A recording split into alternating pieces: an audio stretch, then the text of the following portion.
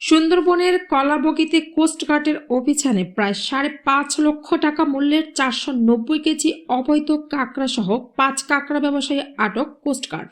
প্রতিনিধি কাজী আতিকে জানান, আজ দুপুরে কোস্টগার্ড পশ্চিম জোনের মিডিয়া কর্মকর্তা লেফটেন্যান্ট কমান্ডার মোহাম্মদ মুনতাসির ইবেনে মহসিন এই তথ্য জানান। এ সময় তিনি বলেন, শুক্রবার রাত 8টায় কোস্টগার্ড আউটপোস্ট নলিয়ান কর্তৃক খুলনার দাকব থানাধীন সুন্দরবনের কালাবাগী সংলগ্ন এলাকায় একটি বিশেষ অভিযান পরিচালনা করে প্রায় 5,39,000 টাকা মূল্যের 490 কেজি অবৈধ কাঁকড়া সহ 5 কাঁকড়া ব্যবসায়ীকে আটক করা হয়।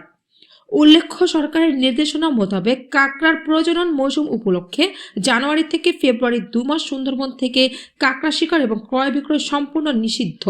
জব্দকৃত কাঁকড়া ও আটককৃত ব্যক্তিদের পরবর্তী আইনানুগ ব্যবস্থা গ্রহণের জন্য ফরেস্ট বিভাগের নিকট হস্তান্তর করা হয়।